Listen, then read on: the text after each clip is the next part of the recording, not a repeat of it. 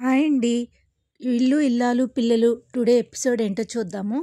కూసంత రోషము, సిగ్గు, శరం ఏమైనా ఉన్నాయనుకో అయితే అంటే ఎవరైనా అయితే ఇంత అవమానం పడే కన్నా ఎందులోనే దూకి చస్తారేమో అనుకుంటాను. కానీ ఇదిగో అమ్మాయి పొరపాటును కూడా నువ్వు అట్లాంటి పిచ్చి పని మాకు చేయమాకే, అన్యాయంగా మీ అమ్మ కడుపు ఖాళీ కొట్టినట్టు ఉంటుంది. సొంత తల్లిలా చెప్పినట్లు చెప్తున్నాను, సరేనా? అది కాదమ్మా, నాకు ఒక విషయం అర్థం కావట్లేదు. మీది ప్రేమ పెళ్ళి కదా. పైగా మీ పెళ్ళికి పెద్దలు ఒప్పుకోరాయే, లేచిపోయి మరీ పెళ్లి చేసుకున్నారాయే. మీ ఆయనకి నువ్వంటే వాళ్ళ మానంత ప్రేమ కదా, ఉండాలి కదా. మరి నీ మాట వినడం, నీ మొహం కూడా చూడటం ఇష్టం లేదన్నట్టు అక్కడి నుంచి వెళ్ళిపోవడం ఏంటి? అమ్మాయి అన్నట్టు నీతో మీ ఆయన కాదు, మీ అత్త మామలు ఎవ్వరూ కూడా మాట్లాడలేదంటగా. పాప ఇప్పుడే ఈ ఇంట్లో నీది ఏకాకి బతుకైపోయినట్టుందిగా. అయ్యయ్యో, నీకు ఎంత దిక్కుమాలిన పరిస్థితి వచ్చిందమ్మా. అయ్యో పాపం. వారు అయితే నేను మీ ఇంటికి వచ్చినప్పుడు నాకు పెద్ద కుటుంబం, నా కుటుంబానికి నేను ఒక కోటలాగా కాపలా ఉంటాను, నా దగ్గర తొడగొట్టి, కానీ ఎంతలో నీ బతుకు అక్కడే ఉండాలి. తిరగబడిపోయాడుకో చూస్తూ ఎవరు ఉండుకోరు. అయ్యో పాపం. అదేమిటో, టైం ఎప్పుడు మనకే కలిసి వస్తుందని ఎగిరి పడకూడదు. టైం మనల్ని ఎప్పుడు ఎలాగా ఎక్కడ తిప్పి మరింత ఎలా చేసినా మరొకటి తెలియదు. ఇదిగో ఇప్పుడు నిన్ను నేలకేసి కొట్టినట్లు నీ గురించి, నీ మొగుడు గురించి, నీ కాపురం గురించి నువ్వు చూసుకోకుండా మిగతా విషయాలు తలెత్తే వరకు ఆడంబరంగా బద్దలైపోద్ది. ఈడు బతుకు బయటికి తెస్తాను. నాలాంటి వాళ్ళ విషయాన్ని తేలిస్తే ఇప్పుడు చూడు. మొదటికే మోసం వచ్చింది, ఏకాకిరాగా నడి రోడ్డు మీద నిలబడ్డావు.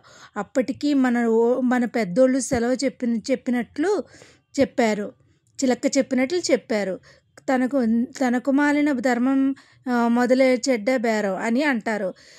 ఇది సామెత కాదు. జాగ్రత్త పడకపోతే ఇదిగో ఇట్టాగే ఉంటుంది. మరి చూడమ్మాయి, నా బిడ్డకు అనుకుని నేను మంచి కోసం చేస్తున్నా. ఇక నుంచి నీ పనులు నువ్వు చూసుకో. అది నీ కాపురాన్ని, నీ ఆరోగ్యానికి మంచిది. అన్నిటికంటే ఇంకా ముఖ్యమైన విషయం ఏంటంటే, జింకకి ఎంతెత్తైనా పెద్ద పెద్ద కొమ్ములు ఉన్నాయో అని కదా అని పూలకి ఎడబడితే ఎదురు పడకూడదు అమ్మాయి. అట్టా చేస్తే జింకకి వాళ్ళు కనబడరు, పోతాయి. మరి ముందుకు జింక ఎవరు వస్తున్నారో కూడా బాగా అర్థమై ఉండాలి. ఏంటి చిటికలు వేస్తావు కదా, చిటికలు చివరికి ఆఖరికి వార్నింగ్ ఇస్తావు కదా. చచ్చిపోయిన పాములో మన్ను తిని ఉండిపోయావు. బోసిపొట్టు ఏంటిది, ఏమైంది? నీ కాపురం ఏమవుద్దో నీకే తెలీదు. నువ్వేం బస్సులు కొడతావో నీకే తెలీదు. వాడు బాబోయ్, బాబోయ్, ఇంత ప్రసాదం, ఇంత సంతోషంగా ఉంటే నర్మదా ప్రేమలతో అందరూ మామూలుగా ప్రేమగా మాట్లాడేసే అవకాశం ఉంది. దానివల్ల అత్తయ్య మావయ్యలకు కూడా వాళ్ళిద్దరి మన గమ్మున కోపం పోయి ప్రేమ పెరిగిపోయే ప్రమాదం ఉంది. అలా జరగటానికి వీల్లేదు. ఈ ఇంట్లో వాళ్ళందరూ నాకు అసలు ఏడుస్తూనే ఉండాలి. వాళ్ళు ఎందుకు క్లోజ్ చేస్తున్నావు? బాబోయ్, ఎందుకని అంటావు? టైం ఎంత అయ్యింది? 10 అయ్యింది. మరి నిద్రపోకుండా ఈ లాన్లో ఎంటాట్లా కూర్చున్నా? ఆటలా కాదు. ఆఫీస్ వర్క్ పెండింగ్ ఉంటే చూసుకుంటున్నాను. ఆఫీస్ వర్క్ ఆఫీస్లోనే చెయ్యండి. ఇంటి ఆఫీస్ పని మార్చేయకండి. మీరు ఉదయాన్నే లేచి రెడీ అయ్యి ఆఫీస్కి వెళ్ళాలి కదా. అలా ఉదయాన్నే లేవాలంటే పొద్దున్న కానీ పడుకోవాలి, పొద్దుకాలగానే పడుకోవాలి కదా. పడుకుని వెళ్ళండి. తిరుపతి మామ, ఈ సినిమా సూపర్గా ఉంది కదా. అవునమ్మా, అదిరిపోయింది. అసలు థియేటర్లోనే ఈ సీన్ వచ్చినప్పుడైతే ఎవరు కుర్చీలో కూర్చోనే లేదు. అరుపులు, కేకలు, ఈలలు, థియేటర్లు దద్దరిల్లిపోయింది అనుకో. సినిమా అర్థం కాకపోగాని ఈ సినిమా థియేటర్ రిలీజ్ అవ్వలేదు మామ, డైరెక్ట్గా టీవీలోకే వస్తుంది. ఆహా, అవునా, తెలుసమ్మా. ఊరికే జోక్ చేశాను అంతే. నాకు తెలుసు బాగా కవర్ చేసావని. ఇదేంటమ్మా టీవీ ఆఫ్ చేసే షాక్ ఇచ్చావు? నిద్రపోయే టైం కానీ టీవీ చూసే టైం కాదు. వెళ్ళి పడుకోండి. ఈ సినిమా చాలా ఇంట్రెస్టింగ్గా ఉంది వదిన.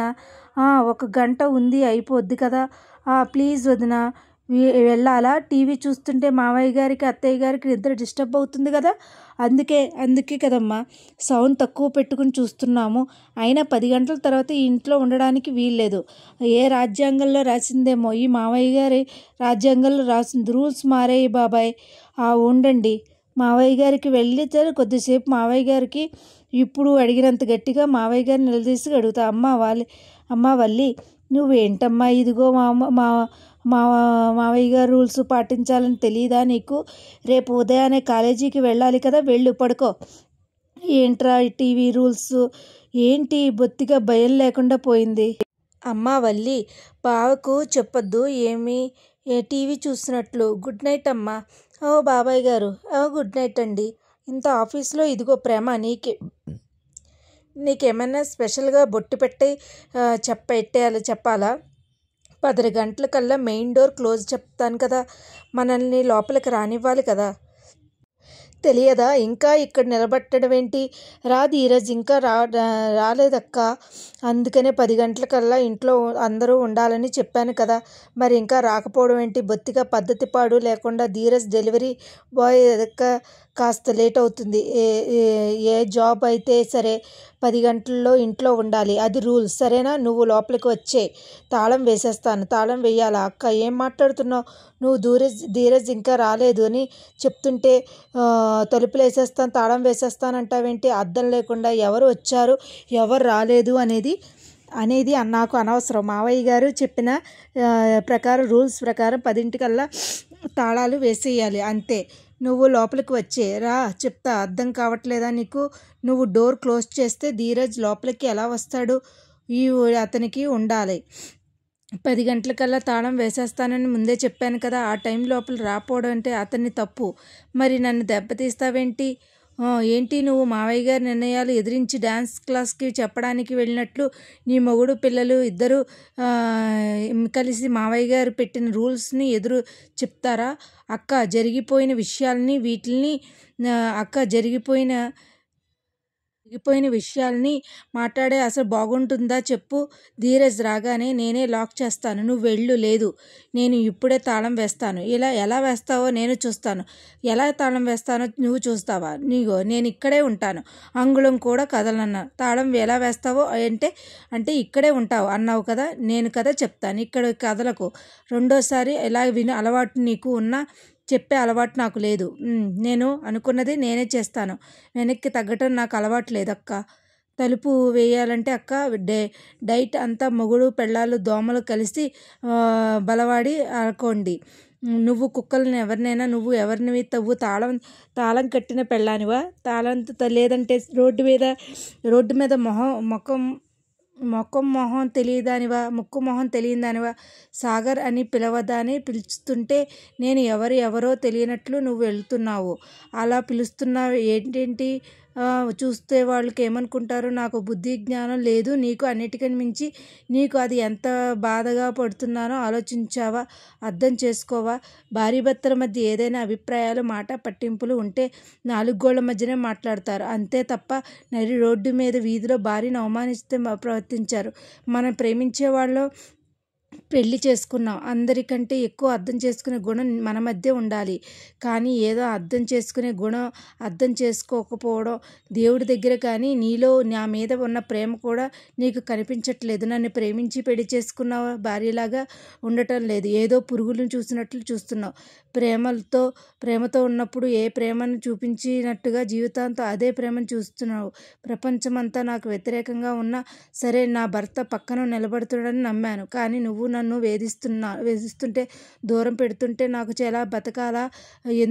ఎందుకోసం ఇంట్లో ఉండాలి? ఎందుకోసమే నన్ను పెళ్లి చేసుకుంది?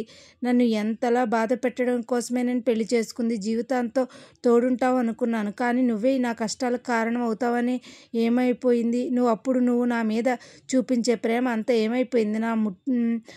నా మట్టుకు నేను నా గుండెల్లో ఉన్న బాధను చెప్తుంటే అలా మాటలకు రానివ్వకుండా నా మనసులో ఉన్న బాధ నా కన్నీళ్ళు తెలియట్లేదా నీకు? నేను ఎంత బాధపడుతున్నానో. సరే, నువ్వు ఏం మాట్లాడకుండా ఇలాగే ఉండాలనుకుంటే సాగర్, నీ మీద నాకు ఎంత ప్రేమ ఉందో మా నాన్నకి కలిసిన అవమానించిన విషయంలో అంతే బాధగా ఉంది. నేను మాట్లాడకుండా మౌనంగా ఉంటే ఆ బాధను భరించలేకపోతున్నాను అంటున్నావు కదా.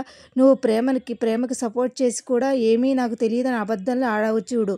అందుకు నా మనసు కూడా తట్టుకోలేనంత బాధగా ఉంది. సాగర్, నువ్వు ఇంకా అలాగే ఆలోచిస్తున్నావు. సాగర్ నువ్వు నా అబద్ధాలు అర్థం చేసుకోనావు. తప్పు అన్న అర్థం చేసుకోవడానికి మనసు చూడట్లేదురా. అబ్బా ఛ, ఏంటి అక్క, ఎక్కడ కూర్చున్నావు దెయ్యంలాగా అని పాట లేక రాక్షసుల కోసం వెయిట్ చేస్తున్నాను. నీకు బుర్ర లోపల బాగా ముదిరిపోయిందంటే అందుకే అడ్డదిడ్డంగా వంకర తింకరగా సమాధానం చెప్తున్నావు. వస్తువుల్లాగా సమాధానం చెప్తున్నావు. నీలో ట్రిక్ బాబాయ్ అనలేదు. ఏంట్రా అనుకుంటున్నావు అనేసావు అని అమ్మ గండు చీమలు సాధింపులతో తాలింపు వేసింది. చాలు, బాగా అలసిపోయాను, లోపలికి వెళ్దాం పద.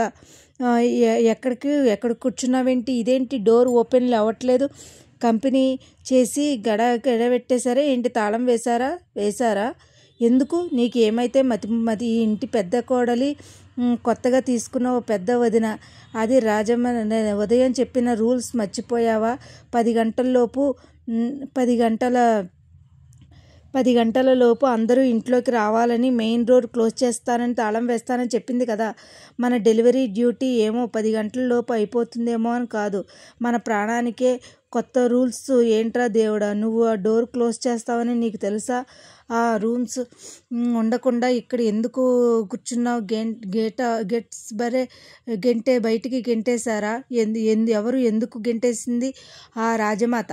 ఎందుకంటే నిన్ను పెళ్లి చేసుకున్న కర్మకివా? ఎందుకిలా తిక్కగా వాగు చంపేస్తున్నా? ఆకలి చంపుతుంది. ప్రేమ, చాలా ఆకలిగా ఉంది. ఆకలి కోరుకుపోవడం నా వల్ల కావట్లేదు. ఒరే, బుద్ధుందా నీకు? అసలు గోరు సరిగ్గా పనిచేస్తుందా? ఎందుకు తింటున్నావా? కొట్టావా? లేదు, ఫుడ్ డెలివరీ చేస్తున్నా కదా, ఏదో ఒకటి ఆర్డర్ చేసుకుని తినొచ్చు కదా. లేదంటే వచ్చినప్పుడు అయినా ఏదో ఒకటి తినేసి రావచ్చు కదా. ఈయన ఆకలితో ఇబ్బంది పడటం ఎందుకు? బుద్ధి లేకుండా ఈరోజు ఇంటికి వచ్చే తింటాను. ఈరోజు ఇలా జరుగుతుందని నాకేం తెలుసు? ఏడ్చావులే, ఇప్పటికైనా ఏదో ఒకటి ఆర్డర్ చేసుకోగా తిను. ఇప్పుడు నేను ఫుడ్ ఆర్డర్ చేస్తే అది వచ్చేసరికి గంట అవుతుంది. కడుపులో ఇలాంటి పిల్లలు కొలడం భిక్ష. ఆకలి, త్వరగా తినాలి. ఇంట్లో వెళ్ళడానికి ఏదైనా మార్గం ఉంటే చూడు. ఇంట్లోకి వెళ్ళే మార్గం చూడు. ఇంట్లోకి వెళ్ళే మార్గం నీకు ఎలాగా ఏంటి అని కిటికీ తలుపులు తీయడానికి ప్రయత్నిస్తారు. కానీ ఇదేనండి ఇల్లు, ఇల్లాలు, పిల్లలు. ముందు ఏం జరుగుతుందో ఎపిసోడ్లో చూద్దాం. నా వీడియోస్ కనుక నచ్చినట్లయితే లైక్ చేసి, షేర్ చేసి, సబ్స్క్రైబ్ చేయండి. Thank you.